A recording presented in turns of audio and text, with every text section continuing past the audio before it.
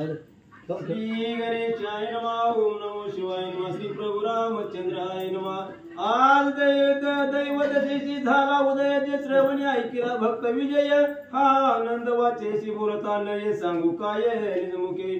कल्पतरू उगवला अंगणी तया फळे आली चिंतामणी. की सुधारस वर्ष लागणी मेदिनी वरी अपार.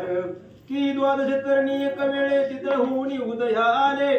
की सकळ सरितामृत जळे वाहू लागल्या पृथ्वीवरी.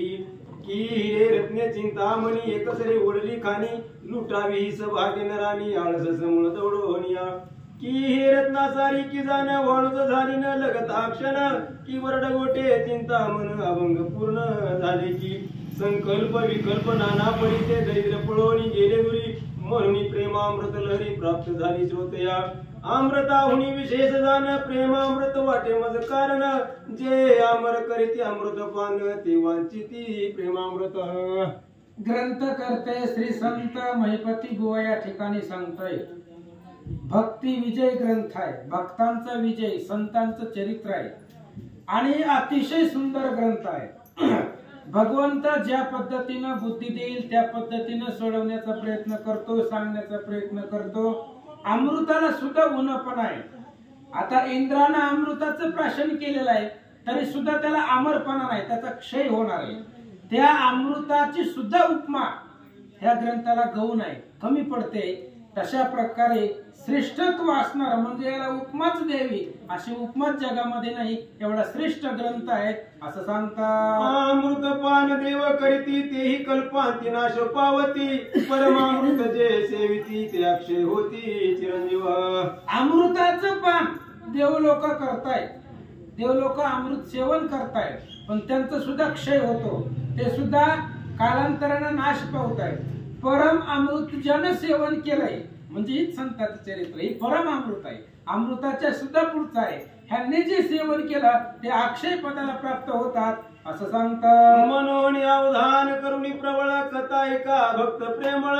श्रवण पडता दोष सकळ विलया जाती क्षणार्धे. म्हणून ग्रंथ करते सांगतायत तुम्ही प्रेमळ आहे, चांगली तुम्ही हुशार आहेत. त्याला काय सुंदर असणारं व्यक्तिमत्व तुमचं आहे तर ऐका. संतांचं चरित्र तुम्ही जर ऐकलं, देवभक्ताचं चरित्र ऐकलं तर तुमचं जे दोष आहेत आतापर्यंत झालेले ते सगळे क्षय पावतात असं सांगतात. तव कोणे एके दिवशी ज्ञानदेव आले पंढरीसी. इच्छा धरली निज मानसी नामदेवासी भेटावे. आणि एक दिवस पाठीमागच्या अध्यायामध्ये पाहिलं ज्ञानदेवांचं थोडस चरित्र. काय त्या विसोबा खेत्रनं ताप दिला होता मुक्ताबाईला, मारलं होतं तिला, लहान लेकराला दिलं नाही. तिला कुंभाराला धमक्या दिल्या देऊ नको म्हणून. लोक असेच असतात, स्वतः बी देत नाहीत आणि जी देत त्याला बी देऊ देत नाही. तो काय म्हणे, सत्य कर्मा भावे साह्य घातलिया भय. एखादं चांगलं काम करायला लागलं तर करू द्या, जर त्याला भीती घातली तर नरकाला जाते. कुंभाराला सांगितलं द्यायचं नाही म्हणलं मुक्ताबाईला, आणि नाही दिलं तरी नडत जाऊ द्या असू द्या म्हणलं, तो विषय नाहीये. मग ज्ञानदेवांनी विचार केला पंढरपूरला आले आणि नामदेवांना भेटावं म्हणून इच्छा मनामध्ये झाली. एका मंदिरी प्रवेशताची जाण दुरुनी देखिले नामयाने. साष्टांग घातले लोटांगण प्रेम करून भेटले की. ज्ञानेश्वर महाराज आळंदीहून निघाले आणि पंढरपूरला आले. पंढरपूरला आल्यानंतर नामदेवांना दुरून पाहिलं. कुणाला? ज्ञानेश्वर महाराजांना. आणि ज्ञानेश्वर महाराजांना पाहिल्यावर नामदेवांनी लोटांगण घातलं म्हणतात. उपचार करुणी पूजा मन भाग्य उदया झाला माझा. म्हणून ज्ञानी याचा राजा आश्रमाला निज कृपे. आणि त्यावेळेस नामदेवांनी विचार केला माझं भाग्य श्रेष्ठ आहे. धन्य मी आपुले मानिन संचित. माझं जे काही संचित आहे प्रारब्ध आहे भाग्य आहे ते धन्य आहे. का? ज्ञानी यांचा राजा आज माझ्या घरला आलेला आहे, माझ्या भेटीसाठी आला म्हणून उत्कंठ माझं भाग्य आहे असं नामदेवजी बोलतात. पूर्व पुण्य फळाशी आले साक्षात पांडुरंग भेटले. संसार कर्मी जे जे गुंतले मोहे मातले जड जीव. आणि नामदेवांनी सांगितलं अहो माझं भाग्य गहन आहे. प्रत्यक्ष पांडुरंग भेटला. आणि ज्ञानेश्वर महाराज कोण आहे? लोपले ज्ञान जगी हित नेनाते कोणी अवतार पांडुरंगा नाव ठेविले ज्ञानी पांडुरंगाचा अवतार आहे कोण ज्ञानेश्वर महाराज आणि साक्षात पांडुरंगच भेटला ज्ञानेश्वराच्या रूपानं आणि ज्ञानेश्वराचं कार्य काय त्यांचा करावया उद्धार स्वामीनी घेतला अवतार आयशे म्हणून नमस्कार पुन्हा साष्टांग घातला की नामदेवांनी विचार केला महाराज हे अवताराला आलेले असतात संत कशासाठी आलेले जे अज्ञान लोक आहेत मायेनं ज्यांना वेष्टन घातलेलं आहे संसारामध्ये जे गुरफून गेलेले आहेत त्यांचा करावया उद्धार अशा लोकांचा उद्धार करायचा याच्यासाठी माझा असणारा स्वामी कोण पांडुरंग आणि त्या पांडुरंगाने अवतार ज्ञानेश्वराच्या रूपामध्ये घेतला ते मला भेटायला आले असं सांगतात ज्ञानदेव म्हणे नामयासी तुझे भाग्य असे विशेष अखंड सनी दर्शिकेस पार भाग्यास न देखो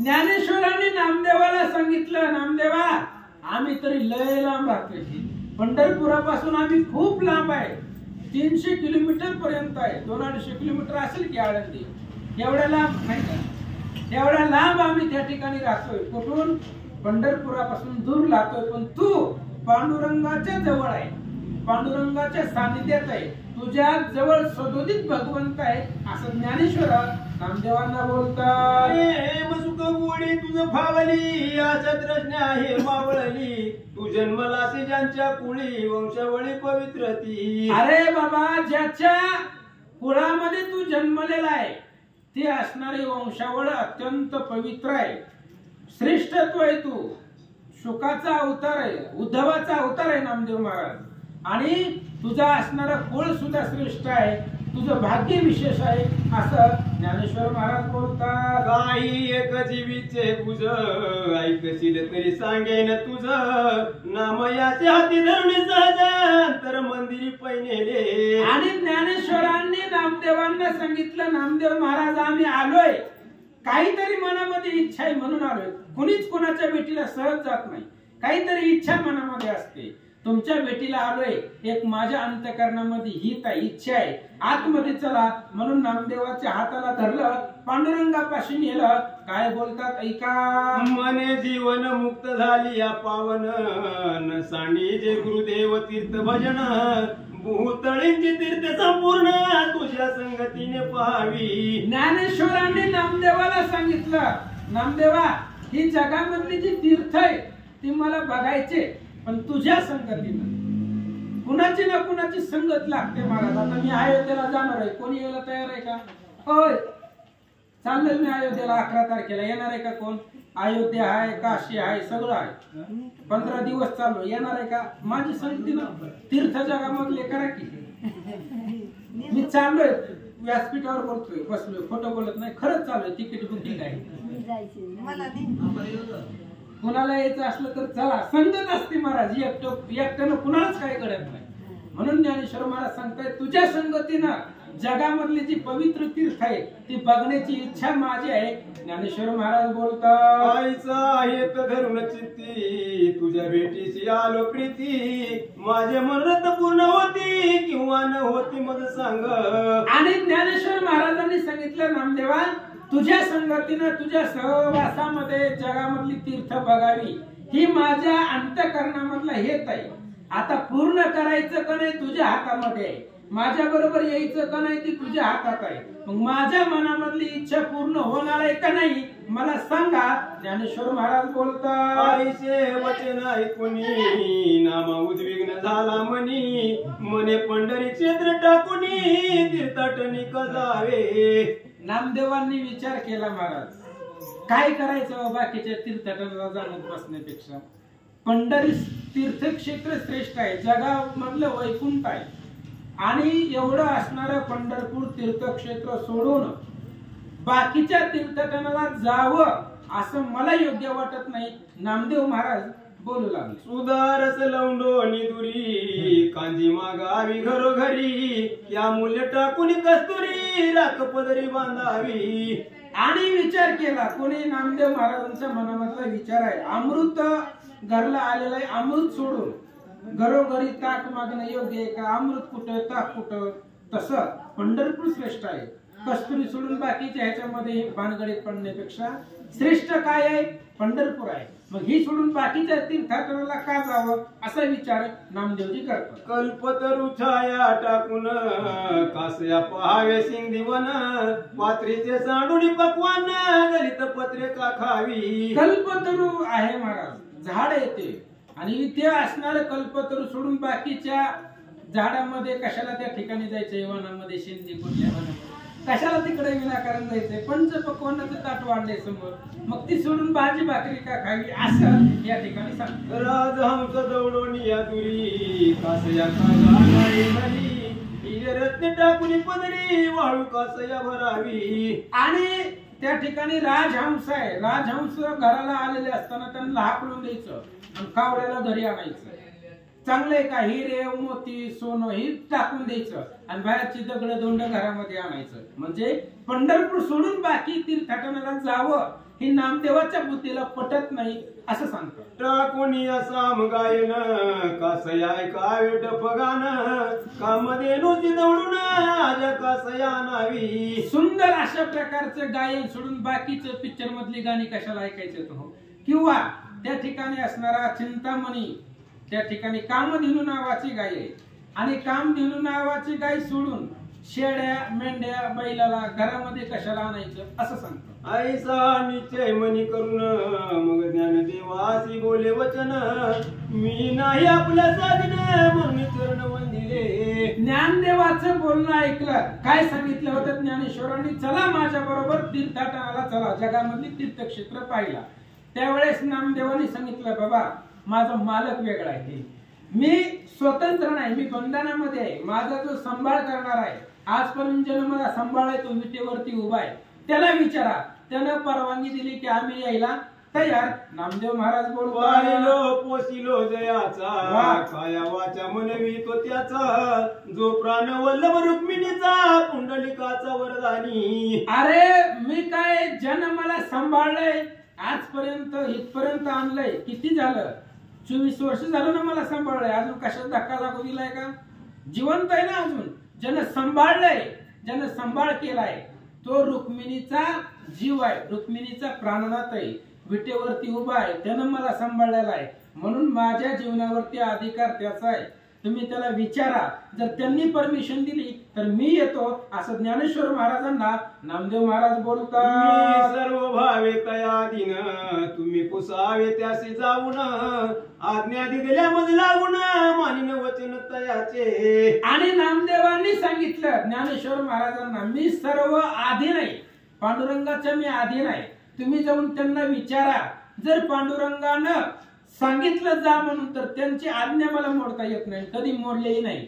त्याच्यामुळं पांडुरंगानं जर परमिशन दिली तर आम्ही येतो असं नामदेव महाराज बोलू लागले. ज्ञानदेव म्हणे नामयासी तुझा भाव कळला मजसी चतुर सर्वज्ञ उदार होसी भक्त ज्ञानाचा गुरु. आणि ज्ञानेश्वरांनी सांगितलं नामदेवा तुझा भाव श्रेष्ठ आहे आणि भाव आहे म्हणून देवापाशी आहे आणि तू जगामध्ये श्रेष्ठ आहे, हुशार आहे, चातुर्य आहे, सगळं तुझ्यापाशी ज्ञान विज्ञान आहे. तुझ्या मनामधला जो भाव आहे तो माझ्या लक्षामध्ये आला. ज्ञानेश्वर महाराज बोलतात. मग आलिंगन देवोनी सत्वर नाम याचा हाती धरिला कर मन रावळा जाऊनी सत्वर आज्ञा मागू भयत. आणि मग लगेचच ज्ञानेश्वर महाराजांनी नामदेवांना आलिंगन दिलं. महाराज ज्ञानेश्वर आणि नामदेव दोघं एकत्र आले. ज्ञानेश्वरांनी नामदेवाचा हात धरला. म्हणले एकटंच जात नाही, तुम्ही बी चला की सोबत, तुम्ही असल्यावर जरा सोपं असतंय. म्हणले चला. मग नामदेवाच्या हाताला धरलं. दोघही राऊळामध्ये पांडुरंगाच्या जवळ गेले. काय बोलतात? नामयासी गे हो नित्यावसरी ज्ञानदेव आले महाद्वारी लोटांगण गरुड पारी प्रेम भावे घातले पै. नामदेवांच्या हाताला धरलं ज्ञानेश्वर महाराजांनी आणि पांडुरंगाच्या मंदिराच्या मूर्तीच्या पुढं गरुडापाशी आले. गरुडाला नमस्कार केला, आलिंगन दिलं, भगवंताला लोटांगण घातलं. ऐका. मग अंतर्गाभारा येऊन विटेवरी देखील नारायण देवासी देऊन आलिंगन वंदिले चरण सद्भावे. आणि मग लगेच आतमध्ये गेले, गाभाऱ्यामध्ये गेले, पांडुरंगाच्या घरामध्ये, घरच आहे ना मंदिर म्हणजे, घरामध्ये गेले तर विटेवरती उभा होता कोण? भगवंत. तेव्हा देव त्यांना बोलत होते. आता संतांना त्यावेळेस देव बोलत होते. त्यामुळे मग ज्ञानेश्वर महाराजांनी लोटांगण घातलं देवाला आणि बोलायला सुरुवात केली. ऐका. मनीचा भाव होता पोटी, तो देवाशी सांगे गुज गोष्टी, वचन ऐकून जगजेटी हसू लागले ते देवा. आणि ज्ञानेश्वर महाराजांच्या जे मनामध्ये होतं, काय मनामध्ये होतं? नामदेवांबरोबर फिरायचंय, नामदेवांच्या संगतीनं जगामधले तीर्थ करायचंय, हे ज्ञानेश्वर महाराजांच्या पोटामध्ये होतं. हेच पांडुरंगाला ज्ञानेश्वरांनी सांगितलं. देव हसू लागले. काय बोलतात ते का? ज्ञानदेवासी म्हणे घन निळ, तुझी द्रूप आहेस केवळ, स्फटिकायचा होसी निर्मळ, सर्वांगाशी अलिप्त. आणि पांडुरंगाने सांगितलं ज्ञानेश्वर महाराजांना, तुम्हाला तीर्थ करायची काय गरज आहे? सगळी तीर्थ तुमच्या पायावरती आहे. तुम्ही निर्मळ आहे, ईश्वर अवतार आहे. स्फटिक निर्मळ असतं, त्याला कसलाच डाग नसतो, शुद्ध असतं, तशा काचसारखं असतं ते. तशा पद्धतीने तुम्ही सर्वांगाने निर्मळ येत असं पांडुरंग ज्ञानेश्वरांना बोलतात. तू आत्मरूप साक्षात जाण, तुझ कास या तीर्थाटन, सूर्याच्या अंगाची उठण कास याशीला वागे. आणि पांडुरंगाने सांगितलं ज्ञानेश्वरा, तुम्हाला तीर्थ करायची काय गरज आहे? तुम्ही अंतःकरणामध्ये पहा, तुम्ही स्वरूप माझच आहे, तुम्ही सर्वांगाने ज्ञानी आहेत, हुशार आहे. सगळं तीर्थ तुमच्या इथं लोटांगण घालीत येतात. तुम्हाला तीर्थाला जाण्याची काय गरज आहे? आता सूर्य तेजस्वी आहे, उठणं कशाला? अंगाचा मळ काढण्यासाठी उठणं लावतोय. मग सूर्य कसा आहे? प्रखर आहे, तेजस्वी आहे, त्याला उठण्याची गरज आहे का? तसं तुम्हाला तीर्थाटनाची गरज नाही असं पांडुरंग ज्ञानेश्वरांना बोलतात. चंद्राशी शीतळ उपचार, कासया करावे वारंवार, क्षीरसागराशी पाहुणे कौण्यार्थे करावा. पांडुरंगाने सांगितलं ज्ञानदेव महाराज कसं असतंय? चंद्र आहे, शीतळ आहे. चंद्र ही आधीपासूनच थंड आहे. मग त्या चंद्राला थंड उपचार देण्याची गरज आहे का? थंड वारा चंद्राला देण्याची गरज आहे का? किंवा समुद्र आहे क्षीरसागर, त्या क्षीरसागराच्या समुद्रामध्ये त्याचं पाहुणचार करण्याची त्याला गरज आहे का? तशा पद्धतीने तुम्हाला तीर्थाटन करण्याची गरज नाही असं भगवंत बोलतात. ही मकराशी विंधन वारा, कासया पाहिजे सुकुमारा, चंदनाची कोणत्या उपचारा, ते चुनियानी उभारे. ही जो वारा आहे थंड आहे, त्या थंड्याला वाऱ्याची गरज आहे का? जो आधीपासूनच गार आहे त्याला वाऱ्याची झुळकीची गरज आहे का? किंवा चंदन आहे, जर कुठं अंगाला चंदन लावलं तर थंड पडतं अंग चंदनानं, मग त्या चंदनाला बाकीच्या उठण्याची किंवा बाकी काय गार लावण्याची गरज आहे का? तसं तुम्हाला तीर्थाटन करण्याची गरज नाही. पांडुरंग बोलतात. गजवदनाची विद्याभ्यास, करणेन लगेची सायास, 64 कळा सरस्वतीचा चिकवणेन लगे की. अहो कसं असतं, गणपती आहे आणि गणपती बुद्धीची देवता आहे. गणपती महाराज बुद्धीची देवता आहे. मग गणपतीला अभ्यास करण्याची गरज आहे का? किंवा विद्येची देवता आहे कोण? सरस्वती. मग त्या सरस्वतीला 64 कळा ही वेद पारंगत आहे, मग तिला सायस करण्याचा अभ्यास करण्याची गरज आहे का? अशा पद्धतीने सांगते. देवी ज्ञान देवा तुझ कारणे, कासया पाहिजे तीर्थाटने, वाया विचार करून या म्हणे व्यर्थ कासया हिंडसी. आणि पांडुरंगाने सांगितलं ज्ञानेश्वर महाराज, आता जेवढे दृष्टांत दिले तशा पद्धतीनं तुम्हाला तीर्थाटन करण्याची गरज नाही. विनाकारण उगाच शरीराला त्रास देत का बसतोय? काय तुम्हाला त्याची आवश्यकता नाही. ज्याला त्याची गरज आहे त्यांनी ते करावं. तुम्ही सर्वांगाने निर्मळ आहे, त्याच्यामुळे तीर्थ करण्याची गरज तुम्हाला नाही. पांडुरंग ज्ञानेश्वर महाराजांना बोलतात. म्हणे जी सत्य सत्य तुम्ही सांगत असा यथार्थ, परिणाम यायचा प्रेमळ भक्त, घडावी संगत मज याची. ज्ञानेश्वर महाराजांनी मनामधलं सांगितलं देवाला, देवा तुम्ही सांगताय ते बरोबर आहे, मला तीर्थ करायची गरज नाही, काही गरज नाही मला तीर्थ करायची. पण कसं आहे, संगत करायची नामदेवांची, नामाची संगत आहे आणि ज्ञानाला नामाची संगत पाहिजेच. त्याच्यामुळे मला नामदेवाच्या संगतीत हिंडायचंय, म्हणून मला तीर्थ करायचे असं ज्ञानेश्वर बोलू लागले, याच्या संगतीचे घेऊन सुख देहाचे करावे सार्थक, आईचे मरुणी चिरणी मस्तक ठेविला देख निज प्रीती. ज्ञानेश्वर महाराजांनी सांगितलं, देवा तुमचं म्हणणं बरोबर आहे, तीर्थ करायची काहीच गरज नाही, पण नामदेवासारखा भक्त आहे आणि ते नामदेवाची संगत मला पाहिजे. नामदेवाच्या संगतीमध्ये जर मी आलो तर माझ्या जीवनाचं सार्थक होणार आहे, त्याच्यामुळे मला आनंद भेटणार आहे, म्हणून नामदेवाची संगत पाहिजे असं ज्ञानेश्वर महाराज बोलतात. मग हा सोनिया पंढरीनाथ नामयाकडे पाहुणी बोलत, ज्ञानदेव परब्रह्म मूर्ती म्हणता तुझी संगत इच्छित असे. आणि मग ज्ञानेश्वर महाराजांचं बोलणं ऐकलं, पांडुरंग हसू लागले आणि नामदेवाकडे पाहिलं पांडुरंगानं आणि बोलायला सुरुवात केली. ज्ञानियांचा राजा आहे कोण? ज्ञानेश्वर महाराजांकडे आघात ज्ञान आहे, एवढं परब्रह्म. काल त्यांनी ज्ञानेश्वरी लिहिली, अथांग ज्ञान आहे. यावर गीतेवरती प्राकृत टीका करणं. गीतेमध्ये अशी उभी आहे, ज्ञानेश्वरी पाठी जो ओवी करील मराठी, तेने अमृताचे ताटी जानन रोटी ठेविली.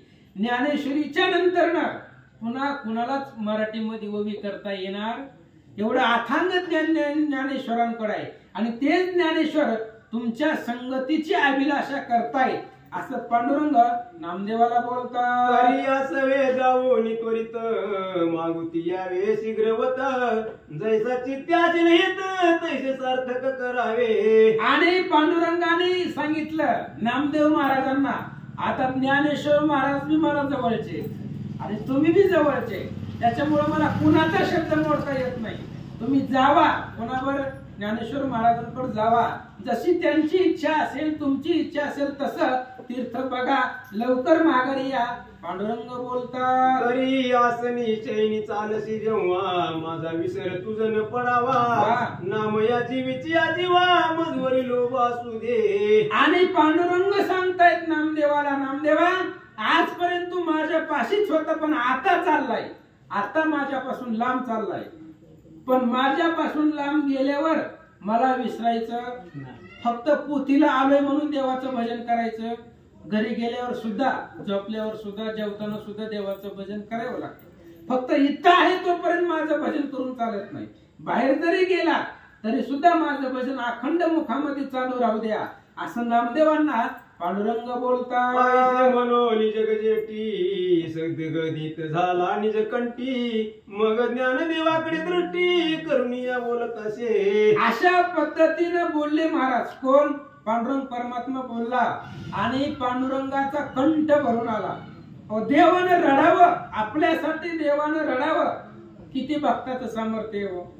कंठ भरून आला भगवंताचा. ज्ञानेश्वर महाराजांकडे पाहिलं, काय बोलतात ऐका. सर्वज्ञ सुखमूर्ती एक मागणी आहे तुझ प्रती, ते आठवण असू द्यावी चित्ती आहे श्रीपती बोलिले. आणि भगवान परमात्मा पांडुरंग नामदेव ज्ञानेश्वर महाराजांना बोलताय, तुम्ही आमच्या नामदेवाला घेऊन चाललात, पण एक विनंती आहे आणि मी जी बोलणार आहे त्याच्याकडे जरा लक्ष द्या, ते विसरू नका. काय बोलतात ऐका. निज कृपेने वाढला नामा, यावरी माझा नित्य प्रेमा, एक वेळ परती होय रमा, पर्याचा वेग न करी मी. आणि पांडुरंगाने सांगितलं ज्ञानेश्वर महाराजांना, हे नामदेव लहानपणापासून माझ्यापाशी आहे. जेव्हा त्याचा जन्म झाला तेव्हापासून आतापर्यंत माझ्या संगतीमध्ये आहे. आणि एक वेळेस बायकोवरचं प्रेम मी कमी करू शकतो, एक वेळेस पत्नीला बाजूला करू शकतो, पण मी भक्ताला बाजूला करू शकत नाही. तेही प्राणा परोते आवडते मज निरुते. अहो माझ्या प्राणापेक्षा सुद्धा मला भक्त प्रिय आहे. त्याच्यामुळे नामदेवाला जर घेऊन गेला तर त्याला कशाची कमी पडू देऊ नका असं ज्ञानेश्वर महाराजांना पांडुरंग बोलतात. संकट घातले जाण, मजन मोडवे तुझे वचन, नाम या परते काहीच जाण, प्रेम जासे ना. आणि पांडुरंगाने सांगितलं, ज्ञानेश्वर महाराज तुम्ही संकट घातलंय आणि मला नाही म्हणता येत नाही, मला तुमचं वचन मोडता येत नाही, तुमचंही मला वचन मोडता येत नाही. आणि नामदेवाचं जी काही वियोग आहे तोही मला सहन होत नाही. नामदेवाला मी आजपर्यंत जीवापेक्षा जास्त प्रेम दिले, सांभाळले. त्याच्यामुळे याचा सांभाळ तुम्ही व्यवस्थित पद्धतीने करा. पांडुरंग बोलू लागले. नामयाचा हात धरून श्रीपती घातला ज्ञानदेवाच्या हाती. यासी नवी सम्याहू राती सांभाळ प्रीती करावा. पांडुरंग परमात्मा विटेवरनं उतरले, अनेक वेळा उतरलेत महाराज, खाली उतरले. नामदेवांचा हात धरला, ज्ञानेश्वरांच्या हातामध्ये दिला आणि सांगितलं सांभाळ करा. जसा घेऊन चालला तसा महागारी, काही न होता तसं व्यवस्थित महागारी आणून द्या, असं पांडुरंग बोलतात. माझ्या कंठीचे रत्न चोकडे मागती तुझा दोन्ही साकडे. आरुष साबळे नामविणे तरी मागे पुढे सांभाळी. अरे पांडुरंग बोलताय, ज्ञानेश्वर माझं कंठाचं रत्न आहे, गळ्यातलं रत्न आहे. कोण? नामदेव. नामदेव माझं जीवापेक्षा लढीवाळ आहे. त्याच्यामुळं तुम्ही साकडं घालून मागितले म्हणून मला नाही म्हणता येत नाही.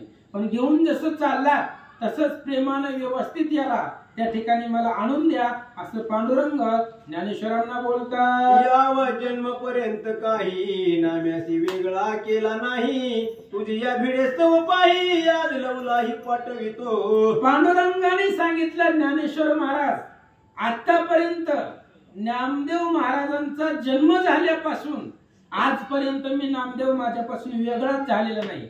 आणि नामदेवांचे सगळं हट्ट मी पुरवलेले, त्याच्यामुळं मला देता येत नाही. पण काय करावं? तुझे भिडेस्तव पाही, तुमची भीड आहे. देव भक्ताला घाबरतो महाराज, भीतो. तुमच्या भीतीपोटी मला नाही म्हणता येत नाही, असं पांडुरंग बोलू लागले. ऐसे बोलता रमाकांत कंठ झाला सद्गदित. डोळ्या माझ्या रूपात भरून आले ते दवा. अशा पद्धतीने पांडुरंग परमात्मा बोलला आणि नामदेव जाणार आहे म्हणून देवाला रडू आलं, दोन्ही डोळ्यामधून अश्रू वाहू लागले, असं सांगतात. मग मस्तक ठेवो निचरणावरी ज्ञानदेव चालिले झडकरी. नाम याची धरणी करी आले तिरी चंद्रभागेच्या.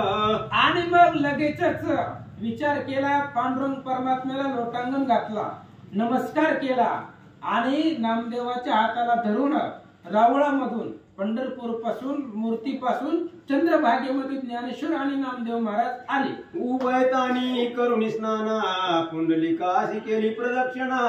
नमस्कार या करणा पहिलं तिरा उतरले. आणि मग चंद्रभागेमध्ये स्नान केलं, पुंडलिकाला लोटांगण घातलं, प्रदक्षिणा घातल्या, नमस्कार केला. चंद्रभागेच्या पहिलं तीराला ज्ञानेश्वर आणि नामदेव आले. म्हणतात नामयासी बोलवून सत्वर रावळाले शाडंगधर. तो रुक्मिणी घेऊन कनक पात्र चरण धुवयासी पातली. आणि नामदेवाला बोलवण करण्यासाठी, नामदेवाला पाठवण्यासाठी चंद्रभागेपर्यंत पांडुरंग आले होते विटेवरनं, नामदेवाला पाठवण्यासाठी. आणि नामदेव महाराज, ज्ञानेश्वर महाराज पंढरपुराच्या बाहेर निघाल्यानंतर पुन्हा पांडुरंग परमात्मा आले विटेवरती. त्यावेळेस रुक्मिणी माता हातामध्ये सोन्याचं पात्र घेऊन देवाचं पाय धुण्यासाठी आल्या होत्या. काय झालं? श्रीमुख पाहे निहाळून तू अश्रुपाते भरले नयन. घर में सर्वांग भिजले जाण जगन्माता विस्मित. आणि मग पाय धुत होत्या. कोण? रुक्मिणी माता. रुक्मिणी पांडुरंगाचं पाय रोज धुत होत्या. हे पतिव्रतेचं काम आहे महाराज. आपल्या नवऱ्याचं चरण तीर्थ किंवा त्याचं पाय धुणं ही पत्नीचं आद्य कर्तव्य असतं. पण नवरा बी तसा पाहिजे. बरं जाऊ दे, तो विषयच नको बोलायला, अवघड होते परत. पांडुरंग परमात्म्याचं पाय धुईला रुक्मिणी माता आल्यावर रुक्मिणीनं पांडुरंगाच्या चेहऱ्याकडे पाहिलं. त्यावेळेस दोन्ही डोळ्यामधून डोळे ओले झालेले होते आणि पांडुरंगाला आलेला घाम, त्या घामानं त्यांचे कपडे भिजलेले रुक्मिणी मातेनं पाहिलं. आश्चर्य वाटलं. ऐका. मस्तक ठेवून चरणावरी रुक्मिणी पुषे त्या अवसरी. आज अवस्था विपरीत भारी नवलांतरी मग वाटे. आणि मग रुक्मिणी माता आश्चर्यचकित झाल्या. देव रडायला लागला. कधीच देव रडत नाहीये, कारण देव का रडत नाही? त्याला सुख दुःखाचं घेणं देणंच नसतं महाराज. ह्याच्या आलिप्त आहे भगवंत. आणि असा असणारा तो भगवंत परमात्म्याचा आज डोळे ओले झाले, सर्वांगाला घाम आलाय. त्यामुळे रुक्मिणी मातांना आश्चर्य वाटलं पांडुरंगाला काय बोलतात ऐका. ऐकुनी रुक्मिणीचे वचन काय बोलतो जग जीवन नाम याच्या युगावा पाणी जाण हृदय दुखंड झाले की. आणि रुक्मिणीचं बोलणं ऐकलं की देव तुम्ही का रडायला लागले रुक्मिणीने विचारल्यावर पांडुरंगाने सांगितलं काय करावं रुक्मिणी. नामदेव आज गेलाय आणि नामदेव गेल्यामुळं मला त्या ठिकाणी सहन होत नाहीये. नामदेवाचा वियोग मला भयंकर झालेला आहे, दारुण झालेला आहे, त्याच्यामुळं मला डोळ्यामधून पाणी यायला लागलं असं या ठिकाणी बोलतात. त्याची मजला बहुप्रीती म्हणून उद्वेग वाटला चित्ती कवण्या सुखे माझी मती स्थिर नव्हेची सर्वथा. आणि त्या नामदेवाची चिंता आहे मला. नामदेव इथून दूर गेले त्याच्यामुळं मला काही करावं असं वाटत नाही. आणि नामदेवाशिवाय मला बाकीचं काहीच कर्माना गेलं, काही मला पसंत येईना, कशाची मला गोडी लागणार असं पांडुरंग बोलू लागले. इष्ट मित्र सोयरे सज्जन नाम यासी नाही मज वाचून तो कैसा राखील आपला प्राण ते चिंता दारुण मज वाटे. पांडुरंगानं रुक्मिणीला सांगितलं रुक्मिणी नामदेवाला माझ्यापेक्षा जवळचं दुसरं कुणीच नाही. नामदेवाचा मित्र मीच आहे. नामदेवाचा आई वडील सोयर सज्जन सगळं सर्वस्व मी आहे, सर्वस्वच आहे. आणि माझ्याशिवाय तो गेलाय. मग तिकडे गेल्यावर नामदेवाचं काय होईल. माझ्या वियोगामध्ये नामदेव काय करील, प्राणघात करील, आत्महत्या करील, त्याच्यामुळे मला टेन्शन आलंय असं पांडुरंग बोलू लागले. मज कृपणाच्या गाठीचे धन प्रेमळ नामा भक्त निधान ज्ञानदेव याचक येऊन दान घेऊन गेला हो. अहो ज्ञानेश्वर महाराज हे याच कृपानं आले आणि दान मागितलं. काय मागितलं. नामदेव महाराजांना मागितलं. नामदेवासारखं दान याच कृपी ज्ञानेश्वर इथं आले आणि ते दान माझ्याकडून घेऊन गेले असं पांडुरंग बोलतात. नामावृतपणीचे बाळ मज आवडे ते सर्व काळ ज्ञानदेवे उडणे तत्काळ बळेची नेले तीर्थाटना. पांडुरंग बोलतायत रुक्मिणी आपल्या म्हातारपणाला आपल्याला आधार देणारा सांभाळणारा कोण आहे हो. नामदेव आहे. वृद्धपणामधलं ते लिकरू आहे. आम्ही म्हातार झाल्यावर आम्हाला सांभाळण्याचं काम त्याचं होतं, पण आता काय करावं तोच दूर गेलाय. ज्ञानेश्वर रूपी येऊन त्या नामदेवाला घेऊन गेले म्हणून मला अवघड वाटायला.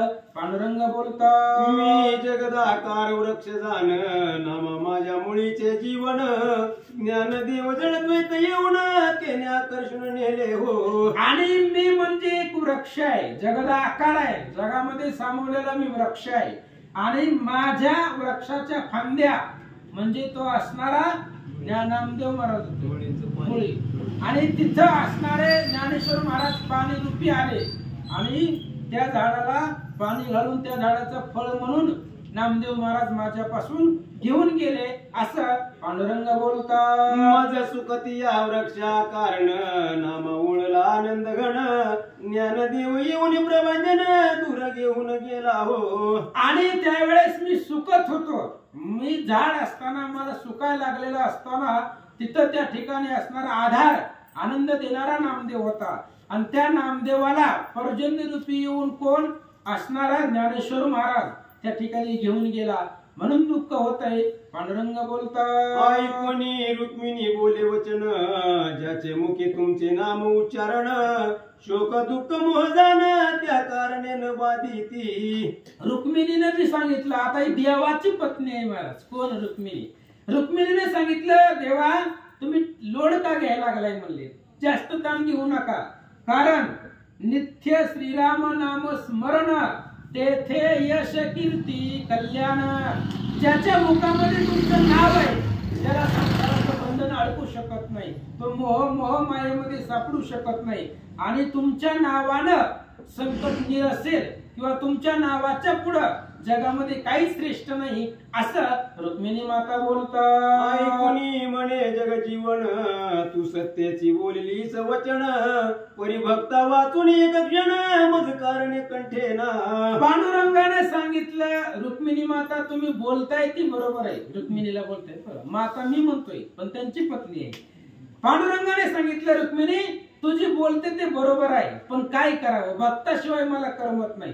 भक्त जर माझ्यापासून दूर गेला तर ते मला सहन होत नाही असं पांडुरंग बोलू लागले मी अव्यक्त निराकार जाण भक्ता लागी झालो सगुण माझ्या भक्ताचे वैकुंठ स्थान वैसावया निर्मिले. आणि पांडुरंगाने सांगितलं मी निराकार आहे, निर्गुण आहे, परब्रह्म आहे, आला नावा रूपा. मी नावा आणि रूपाला आलोय कोणासाठी? भक्तासाठी मी सगुण झालोय. मी वैकुंठ निर्माण केलंय. कोणासाठी केलंय? कोणासाठी केलंय? भक्तासाठी केलंय. भक्ताला राहण्यासाठी मी वैकुंठ सदन दिलंय असं सांगतात.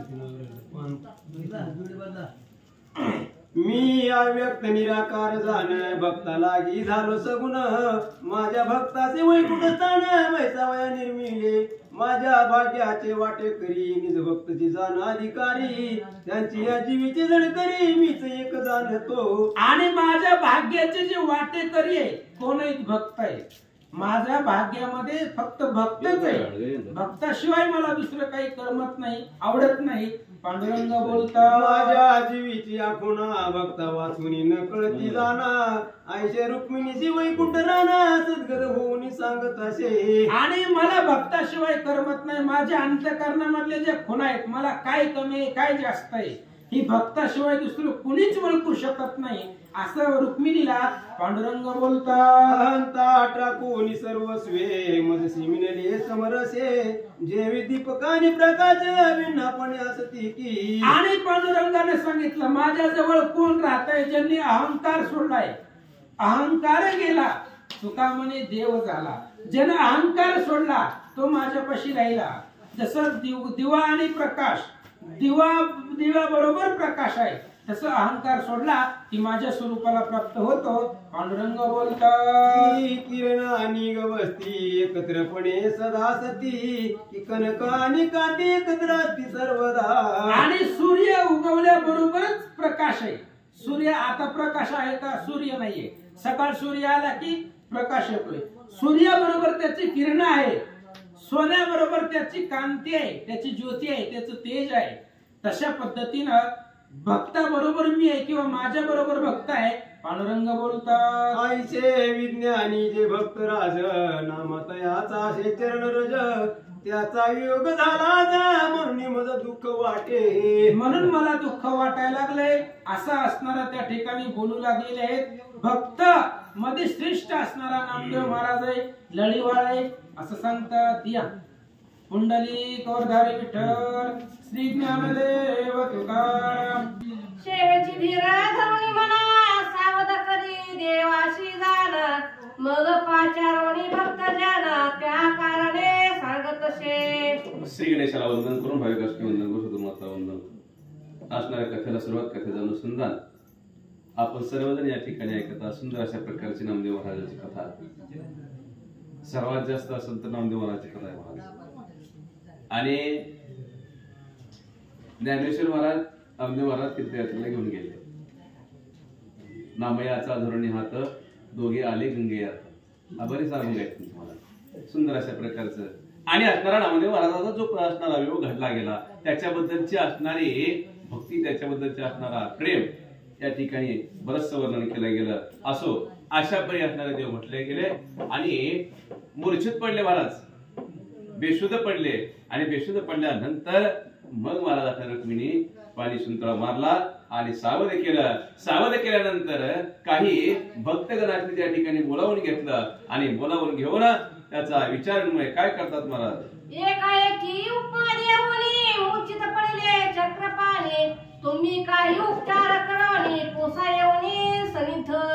आणि अचानकच काय सांगितलं? अचानकच असणारा उपमा अनेक दिल्या गेल्या, अनेक उदाहरणं दिली गेली. आपण आतापर्यंत ऐकलं बघा, सोन्यापासून असणार तेल वेगळं नसतं, सूर्यापासून किरण वेगळी नसतात, असे अनेक असणारे उदाहरणं दिली गेली. आणि अचानक असणारे देव मूर्छित पडलेत. याचे कारण काय असावं, काय झालं, जवळ येऊन असणारे विचारून तुम्ही पाहावं. अशा प्रकारे बोलू लागले. मग पल्लवे घालून वारा भक्त पुसती त्या अवसरा अधिक व्याकुळ कृपा सागरा जगद्वारा झाले कीर्ती. आणि अशा प्रकारे त्या ठिकाणी असणारे जवळ आले महाराज. आणि जवळ येऊन उपरेनं वारं घातलं गेलं.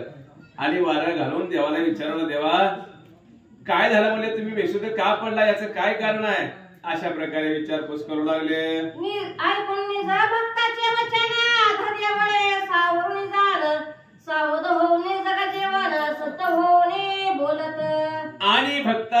वचन ऐकलं गेलं, जवळ भक्तगण आले गेले, विचारलं तुम्हाला काय झालं, कशामुळे काय, असं विचारल्यानंतर देव सावध झाले आणि बळेचे उठून बसले आणि देवाला सांगायला सुरुवात केली. म्हणे ना मया वाचुनी मज काही आन पदार्थ नावडे पाही अलिंगन देवनी हृदय धरावायसे वाटते. अलिंगन देवनी हृदय धरावायसे वाटत असे. मग देवाला सांगायला सुरुवात केली. नामदेवा वाचुनी मला करमत नाही, असं वाटतं कधी तो त्याची भेट घ्यावी, अलिंगन द्यावं, त्याला भेटावं असं मला वाटतंय म्हटले. आणि असं मला वाटतंय देव त्या ठिकाणी भक्तगणांचे सांगू लागले. मी अखंड करीतो भक्त कास नेही गुणता वाटेलाद नामयाने कधी संकट मज घातले नाही सर्वता. आणि त्या ठिकाणी बोलू लागले की भक्ताचं काज पुरवण्याचं काम मी करतो, भक्ताने सांगितलेलं काम करतो. भक्त काज कल्पद्रुम, भक्ताच्या मनातील कल्पना जी आहे ती कल्पना पूर्ण करण्याचं काम करण्याचं भेद माझा आहे. पण मला लाज वाटू लागली, म्हणजे नामदेवानं मला काहीच काम आतापर्यंत सांगितलं नाही. अशा प्रकारे देव भक्त लोकांनी बोलू लागले. धर्मार्थ काम मोक्ष जाण नाही दले त्याला गुण जन्मोनी या शेवारून गेला बांधून मज लागी. आणि काय सांगितलं, धर्म अर्थ काम मोक्ष याच्यातलं काहीही त्यानं मागितलं नाही. जन्मल्यापासून आजपर्यंत सेवाच केली फक्त, आणि सेवेचं ऋण माझ्याकडे त्या ठिकाणी दिलं गेलं, मला सेवेच्या ऋणामध्ये बांधून टाकला गेला. नामदेव तीर्थयात्रेला गेले म्हणतात. काम क्रोध मद मच्छर हे वैरी मागणी दुर्धर आपुलोनी पुरुषाचे संसार जिंकिला जाण तयाचे. आणि सगळ्याटी जिंकल्या गेला. काय सांगितलं, आकळोनी इंद्रिय सगळे आकळे गेले. त्याच्यानंतर असणारा जे द्वेष मनामध्ये आहेत का, काय आहे, लाभ, अशा प्रकारे धर्म, आपलं मच्छर, अशा प्रकारचे जे असणारे त्या ठिकाणी 6 गुण आहेत, ते 6 असणारे दुर्गुण आहेत, ते त्याच्यावरती विजय मिळवला गेला आणि भक्ती अशा प्रकारची केली. देव सांगू लागले. लोभ दंभ धरुणी दुरी माया मोह सांदिले वैरे नाना दैवतांची थोरी जयाच्या चित्ती नावडे. जयाच्या चित्ती नावडे सांगितलं गेलं. काय आहे, लोभ, द्रव्य, अशा प्रकारे असणार त्या ठिकाणी राग, हे सगळं बाजूला ठेवून भक्त त्या ठिकाणी असणार फक्त देवाची भक्ती करतो. बाकीच त्याला इतर माईक पदार्थ नावडे, अशा प्रकारची अवस्था भक्ताची असते सांगू लागले. आणि का देवाशी नमन नामन करी मज वाचून त्यांच्या जीवाशी विश्रांती एक क्षण आनंद दिशेची सर्वथा. आपुला तो एक देव करून घ्यावा, तिने विना जीवा सुख नव्हे. अनेक देवाची, कुठल्याही देवाची भक्ती न करता फक्त मला माझीच भक्ती केली गेली, माझंच नामस्मरण केला गेला, अशा प्रकारचं कार्य, अशा प्रकारची भक्ती नामदेवाने केले म्हणतात. मार्गी चालता त्याच कारण आला असेल भाग्यशील कोण पुशेला भूकतान चिंता दारुण मज वाटे. मार्गी चालता, वाटेने चालत असताना त्या ठिकाणी सांगू लागले, वाटेने चालत असताना त्याला तहान लागली असेल, भूक लागली असेल, त्याला कोणी विचारणार आहे, बाळा तुला तहान लागले का, भूक लागले का, तहान भूक त्याची कोण जाणार आहे, त्याची काळजी मला वाटू लागली. देव बोलतात. ऐशे बोलता शरणधार भक्त गजती जय जयकार सप्रमे लोटले चरणावर आनंदे निर्भर होऊने. आणि अशा प्रकारचं देवाचं वचन महाराज त्या ठिकाणी ऐकलं गेलं. ऐसे बोलता शरंगड, अशा प्रकारचं देवाचं वचन ऐकलं गेलं, बोलणं ऐकलं गेलं. भक्तगण साष्टांग धर्म देवाशी घालू लागले. तेथून आले गरुडापारी आनंदी नाचते ते अवसारी पुन लोटांगण घालून सत्वारी नमन करीते साष्टांगे. तिथून महाराज काय झालं, आता आपण पांडुरंगाचं दर्शन कशा प्रकारे घेतो याचं त्या ठिकाणी थोडंसं वर्णन या ठिकाणी आलेलं असतं. आता आपण दर्शन घेतो, दर्शन घेतल्यानंतर गरुडपालापाशी येतो, गरुडपालापाशी आल्यानंतर साष्टांग दंडवत घालतो, गरुडाची भेट घेतो महाराज. अशा प्रकारचं दर्शन घेतलं म्हणून सांगतात. ऐशी दाखवणी जगजीवन किंचित झाले सावधान तो इकडे नानाक्षण क्षण मार्गे परतुनी पाहतसे. आणि इकडे देवाची अवस्था महाराज आजपर्यंत सांगितली गेली, आतापर्यंत आपण ऐकता. असं म्हणले, अशा प्रकारचे देवाचे दर्शन घेतले गेलं, भक्तगण आहेत देवाचं दर्शन घेतलं गेलं, ठीक आहे म्हणले. इकडे काय आहे, नामदेवाची अवस्था. वाटेने तीर्थयात्रेला चाललेला आहे खरं आहे, पण काय कन्या सासुरी अशीच आहे, मागे परतुनी आप आहे. तशा प्रकारची अवस्था या ठिकाणी नामदेवाची झाली. क्षणोक्षणाला मागे परतून पाहत होता, अशी नामदेवाची अवस्था सांगतात. म्हणे देवा मोकलीले माते नयेशी बोलवित संगाते ऐशे म्हणून तयांते मूर्छनाली ते वेळे. आणि सकल देवाचा करीतो सांभाळ तुझं मोकलीला ऐसे नव्हे. मला सगळं त्या ठिकाणी सगळ्याची सांगड असते बरं का. अशा प्रकारची अवस्था सांगू लागले. माझा मोकलीले देवे, मला देवानं माझा विसर त्या ठिकाणी पाडला गेला, मला देव विसरला गेला. नुसतं बळवंत तरी करायला वाटायला लावायला तरी येत असते की तू असलं देवाला नाही. म्हणून आता त्या ठिकाणी नामदेवाला वाईट वाटू लागलं. तिथं मूर्छना येऊन लागले म्हणतात. मातीचा योग होता जाण बाळ आक्रोश करी उदान मी हरणीशी पांडस चुकोन दाही दिशा धुंदीत तसे. मातेचा वियोग झाल्यानंतर महाराज ज्याप्रमाणे छोटस बाळ असतं, बाळ मोठ्या मोठ्याने आक्रोश करत असतं, रडत असतं. एखादं असणारं हरणीचं असणारं पाडस असावं आणि ते महाराज ज्याप्रमाणे चुकल्यानंतर जसं असणारं सैराव्याला होतं तशा प्रकारची माझी अवस्था झाली म्हणतात.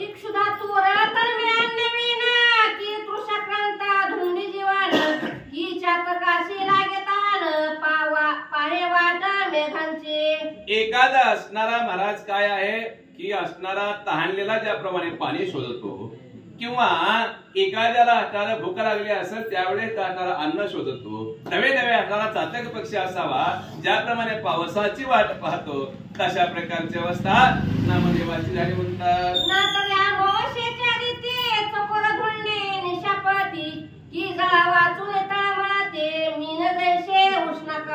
आणि ज्याप्रमाणे नाही तरी ज्याप्रमाणे काय असणारा आमुष्याचा दिवस असावा आणि त्याप्रमाणे चकोर ज्याप्रमाणे असणारा त्या ठिकाणी चंद्राला पाहत असतो तशा प्रकारची अवस्था आज माझी झाली म्हणतात.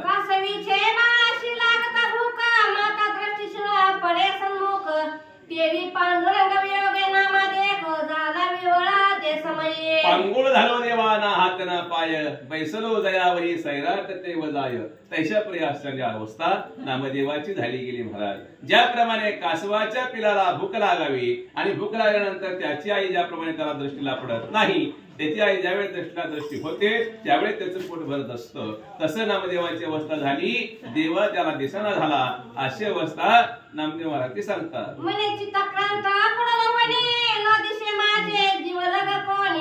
तुझी माझी जनक जननी चक्रपाणी धावता. चक्रपाणी धावता कोटे गुंतला अशी द्वारकेच्या राजा.